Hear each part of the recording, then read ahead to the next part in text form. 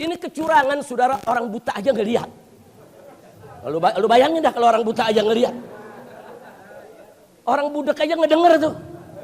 Artinya kecurangannya udah luar biasa. Dan ini harus diselesaikan.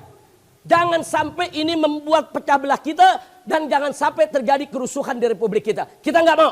Kita pengen negara kita tetap bersatu. Negara kita tetap damai. Negara kita tetap tenang. Betul? Caranya selesaikan kecurangan ini, saudara. Bukan damai dengan kecurangan. Bukan damai. Enak aja lu yang curang terus kita disuruh damai. Mau dibohongin? Mau dicurangin? Redo dibohongin? Redo dicurangin? Kalau begitu siap lawan kecurangan? Takbir! Sallu ala nabi. Kepada wakil rakyat yang di DPR jangan ngomong doang. Angket, angket, angket. Kapan lu angket? Ini udah berhari-hari ngomong doang. Betul? Betul? Mau angket, angket. Jangan terlalu banyak ngomong, nanti nguap, masuk angin. Betul gak? Betul gak? Yang kemarin teriak angket, angket. Besoknya lengket. Kacau, kacau. Makanya sebelum masuk angin, sebelum lengket, angket segera digelar. Setuju tidak? Setuju tidak? Siap dukung angket? Takbir!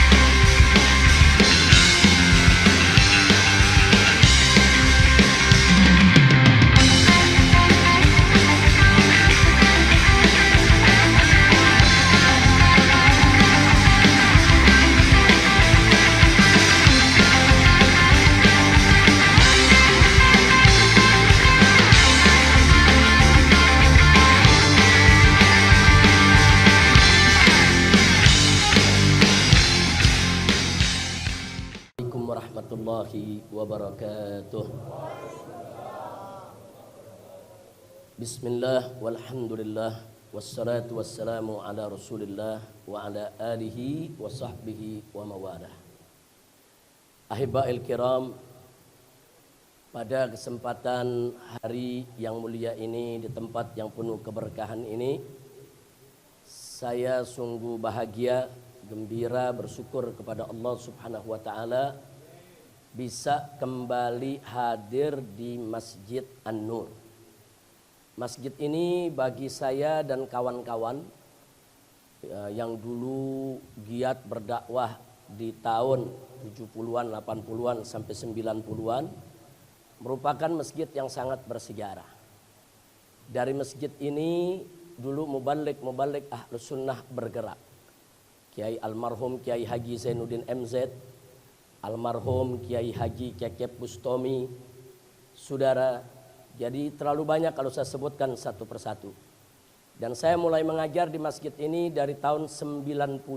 Sepulang saya dari belajar di Saudi Arabia, saya masih tinggal di Tangerang, tapi rutin setiap malam Selasa kalau tidak salah saya mengajar di masjid ini. Tidak sebentar saya mengajar di sini, dari tahun 90, jauh sebelum FPI lahir. FPI lahir tahun 98. Nah, kawan-kawan yang kumpul di masjid ini termasuk para pendiri FPI. Dulu kiai-kiai yang kumpul di sini. Dari sini kita kobarkan perlawanan ketika itu menghadapi kezaliman Orde Baru. Dari masjid ini kita lawan kezaliman Orde Baru sampai pengurus masjid ini, yaitu almarhum Haji Toha mundar-mandir ditangkap sama Koramil, ya ikhwan. Nah, dulu yang nangkep bukan polisi, kalau dulu tentara. Nah, tapi di sini masih ada orang tua kita, Haji Abdul Razak, yang masya Allah, mudah-mudahan beliau Allah berikan sehat walafiat, panjang umur dalam taat dan ibadah. Jadi masjid ini betul-betul bagi saya bersejarah. Terus saya ngajar sampai tahun 2003 saya di penjara. Nah, begitu saya di penjara, pengajian sempat terhenti, tapi saya kirim beberapa kawan untuk ngajar di sini. Nah, setelah itu saya keluar dari penjara, mulai sibuk membuka cabang-cabang FPI di berbagai tempat di seluruh Indonesia. Nah, mulai saya berkurang mengajar di sini, tapi setiap hari besar Islam saya dulu selalu hadir. Dan kita selalu bikin tablik akbar nutup jalanan di depan ya ikhwan. Yang hadir bisa ratusan ribu ketika itu.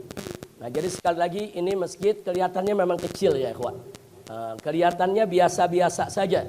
Tapi dari masjid ini, saudara, ada sejarah yang luar biasa bagi perjuangan kawan-kawan di dalam menegakkan amar ma'ruf nahi munkar di negara Indonesia tercinta. Alhamdulillah. Nah, kita doakan Haji Toha almarhum yang sudah meninggal dunia, begitu juga semua keluarganya, kawan-kawannya, pengurus-pengurus masjid ini, saudara, yang sudah kembali kepada Allah.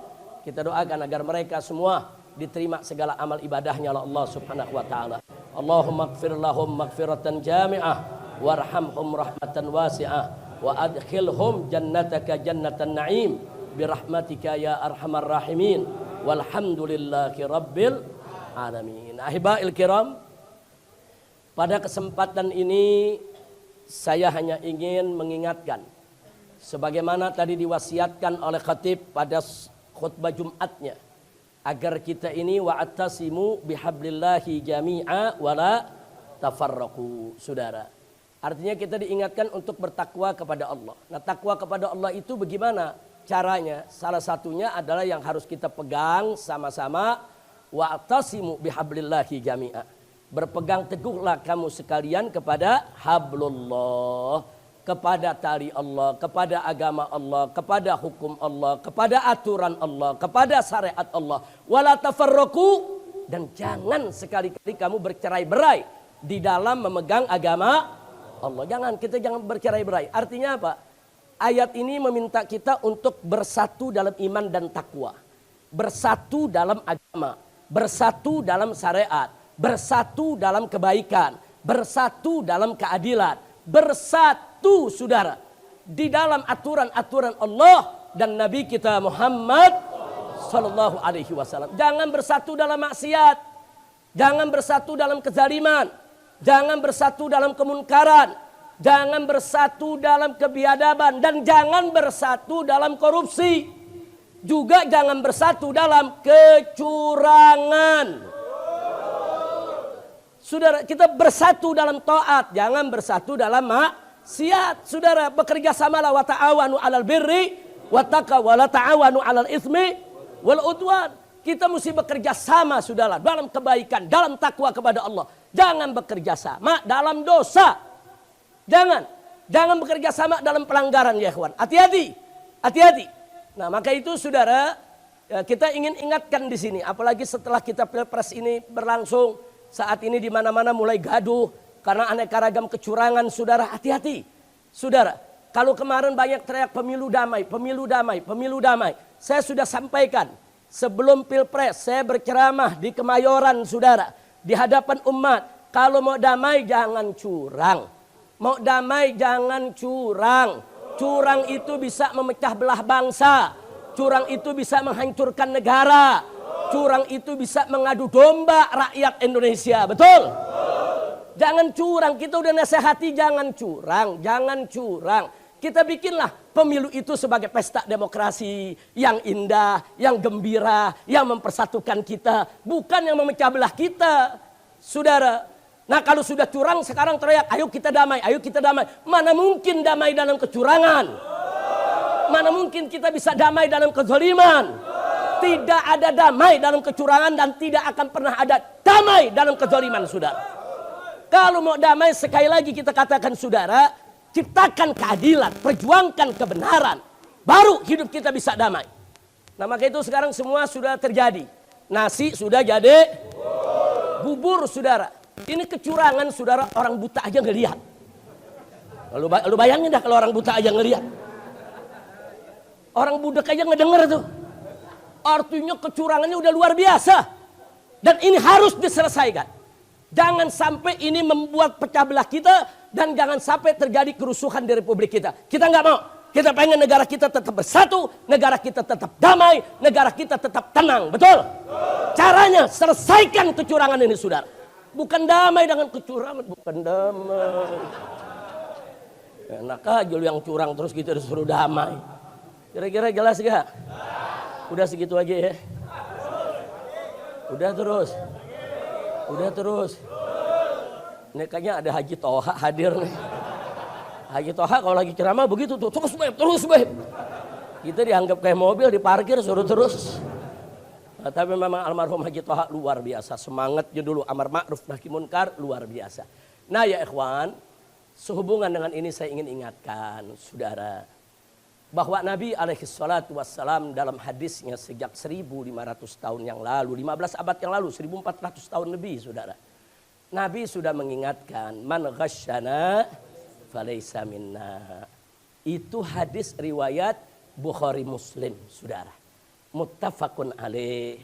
Bahkan di dalam riwayat Sahih Ibn Hibban ada tambahannya saudara. Man ghasyana falaysa minna wal makru wal khida'u finnar. Saudara, Nabi mengatakan man ghasyana falaysa minna. Siapa yang mendustakan kami, mencurangi kami, menipu kami, dia tidak termasuk golongan kami. Kita sesama muslim enggak boleh saling berbohong, menipu, berdusta, curang, enggak boleh. Bahkan dalam lanjutan hadisnya disebutkan wal makru wal khida'u finnar. Nah, jadi tipu muslihat dan kecurangan itu akan ada di dalam api neraka. Hati-hati. Yang berbuat curang hati-hati. Hati-hati. Kau tidak tobat kepada Allah, neraka jahanam menantimu. Enggak akan ada di sana yang bela kau. Kau akan mendapatkan siksa yang pedih. Hati-hati, saudara. Itu kecurangan itu, saudara, apalagi kecurangan itu menyebabkan pecah belah bangsa. Tadi sudah dijelaskan oleh Habib Hanif. Al-musyahin itu termasuk apa? Termasuk orang yang tidak akan dapat pengampunan.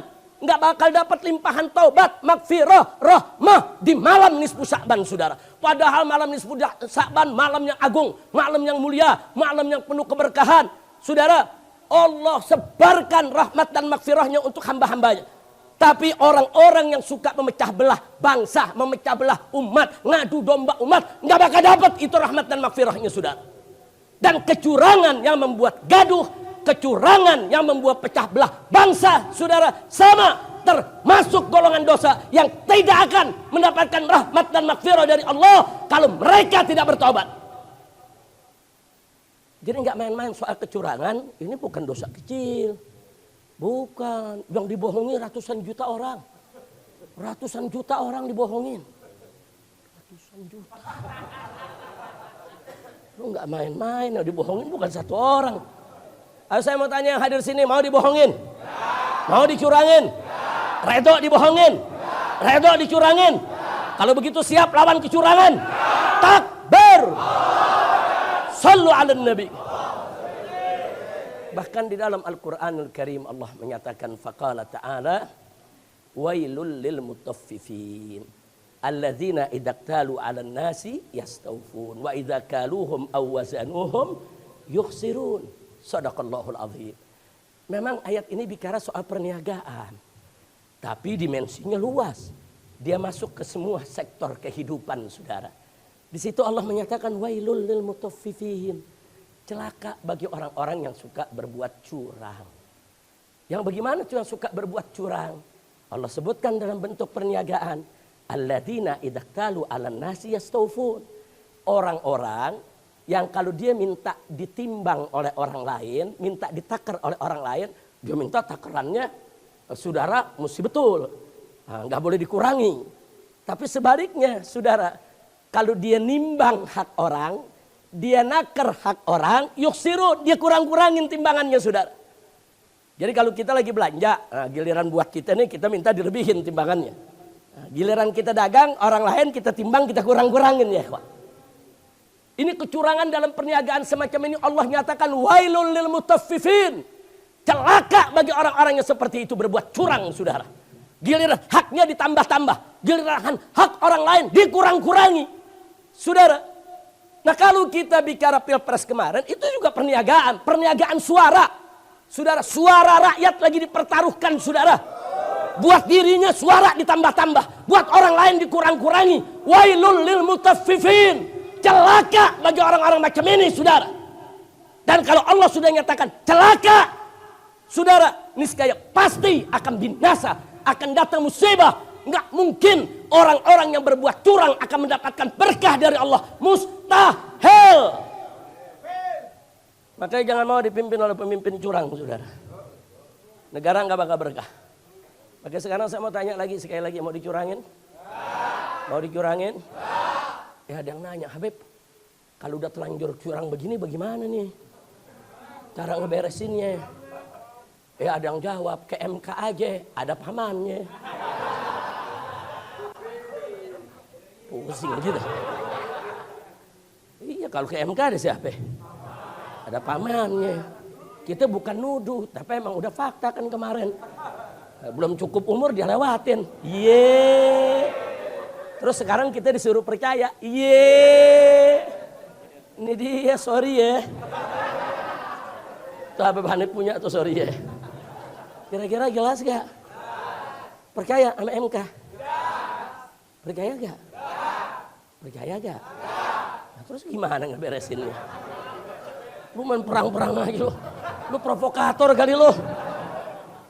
Ayo gimana Beb? MK ada pamannya. Saudara. Nah sekarang bagaimana caranya? Ada saudara. Kita selesaikan saudara di mejanya para wakil rakyat. Yaitu DPR saudara. DPR itu kan wakil rakyat. Mereka bisa gelar sidang rakyat saudara.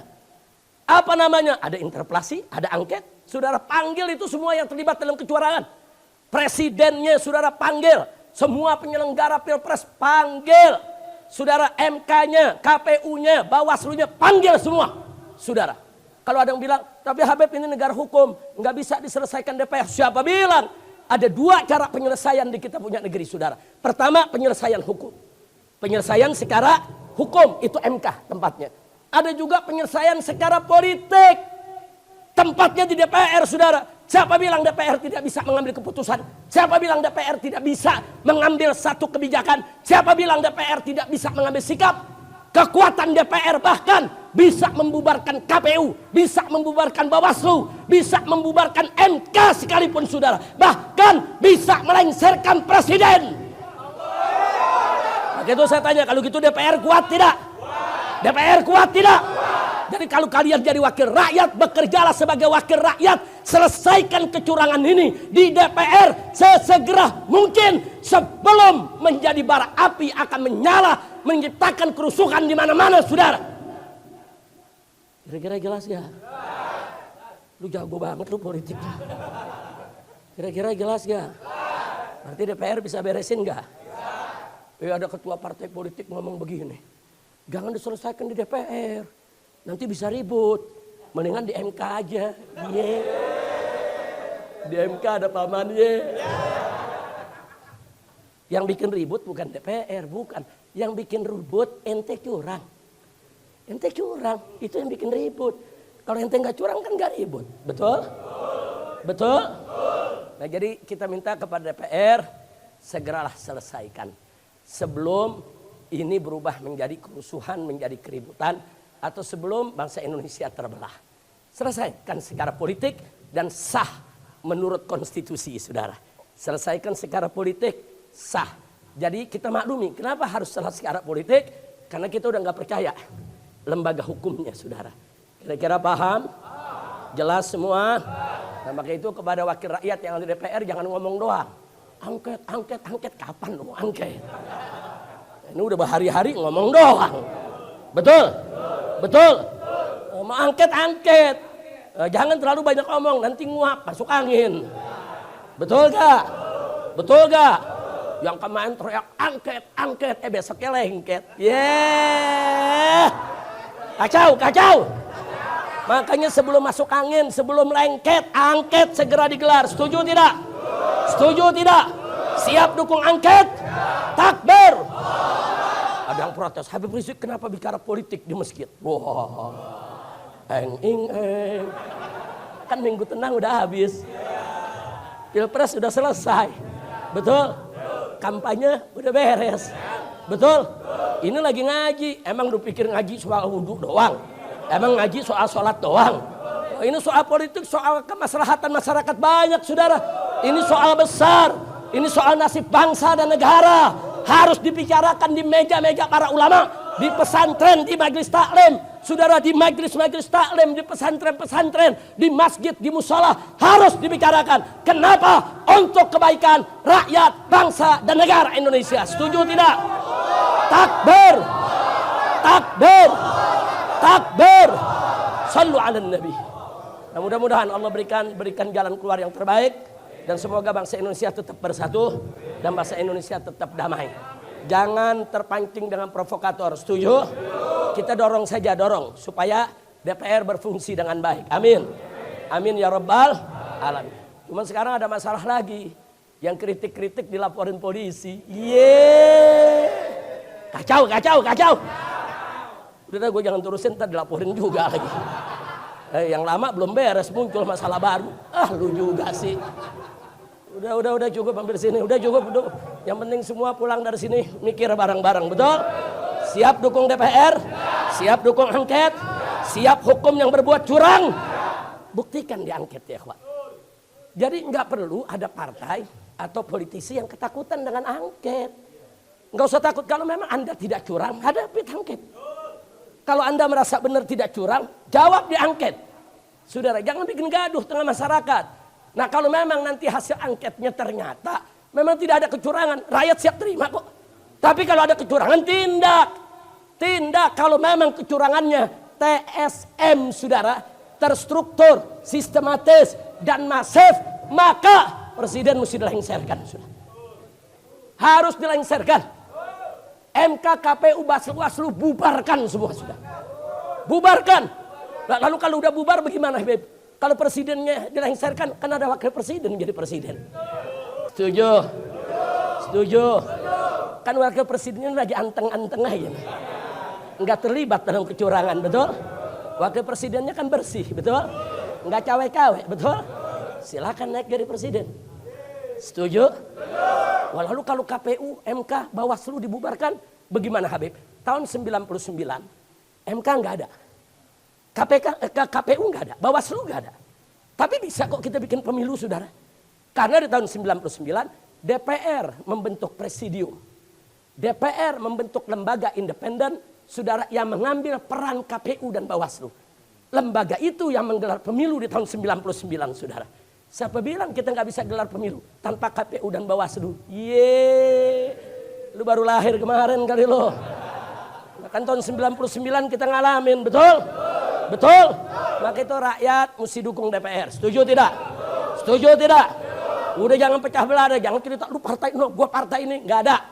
Kita cerita sekarang di sana suara kita, itu wakil kita. Semua harus menyelesaikan persoalan ini sebelum negara ini terkabik-kabik. Setuju tidak? Setuju tidak? Takbir. Bukan urusan partai, bukan. Urusan partai. Urusan partai. Kok lu ngomongnya sedep banget loh. Kita minta sekarang tidak bicara partai, tapi kita bicara wakil rakyat. Di Dewan Perwakilan Rakyat adalah mewakili seluruh rakyat Indonesia. Berpikirlah dengan akal sehat, bekerjalah dengan baik, supaya rakyat tidak terpecah. Insya kita berdoa sama Allah. Kita baca suratul Fatihah agar Indonesia dijaga oleh Allah, dilindungi oleh Allah, diberkahi oleh Allah. Jangan sampai terjadi perpecahan, kekisruhan, keributan di Indonesia ini. Agar Allah memberikan kita pemimpin yang baik, pemimpin yang terbaik, pemimpin yang beriman dan bertakwa. Agar Allah hancurkan segala kecurangan. Allah binasakan semua orang-orang curang. Dan Allah jadikan Indonesia sebagai baldatun thayyibatun wa rabbur ghafur. Ala hadhihi niyyah wa likulli niyatin salihah. Wa ila hadratin nabiyil mustafa sallallahu alaihi wasallam bisirril Fatihah.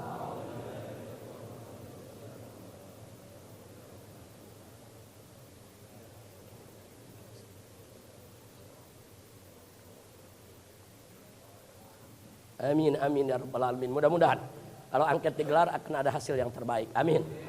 Angket itu kekuatan politiknya besar ya, ikhwan. Bukan main-main. Dia bisa menjadi salah satu proses pelengseran seorang presiden. Dia bisa membubarkan lembaga-lembaga yang mengkhianati rakyat ya, ikhwan. Instansi-instansi yang mengkhianati rakyat bisa dibubarkan oleh DPR ya, ikhwan. Kekuatan DPR sangat besar.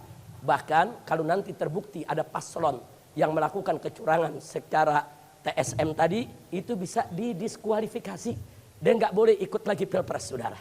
Nah, sehingga kalau digelar pilpres kembali, maka calon yang kurang itu nggak boleh diikut sertakan lagi. Yang ikut hanya calon yang tidak terlibat kecurangan secara TSM, saudara. Ini adalah solusi. Maka itu pesan saya kepada rekan-rekan kita semua yang ada di DPR RI, saudara-saudara kita, ayolah segera bekerja, jangan ditunda-tunda. Karena penundaan-penundaan ini sangat berbahaya. Semakin hari semakin panas, semakin hari demo juga semakin besar. Semakin hari akan menjadi akan menjadi sebab terjadinya bentrokan, keributan. Apalagi sekarang sudah mulai ada yang berani ngerang-ngerain preman, saudara. Ada preman dikerain, mahasiswa dibubarin. Dipikir kita takut kalimat preman. Preman bilang kita berani mati. Gue berani matiin.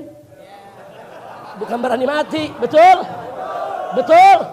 Preman teriak, gue berani mati. Ya, gue berani matiin. Lo kenapa begitu kesian dia berani mati kalau nggak ada matiin? Takut gak sama preman? Nih, An-Nur, saya mau kasih tahu saudara. Dulu jamaah Masjid An-Nur yang ikut dengan saya bertempur di Ketapang, saudara. Sama Tambora sana kita bertempur. Preman-preman mengacak-acak Jakarta. Turun laskar-laskar, saudara, santri-santri, jamaah masjid. Terjadi pertempuran. 15 menit, 15 preman mati terkapar, saudara. Begitu mati, yang lain lari. Berani mati. Gue berani matiin.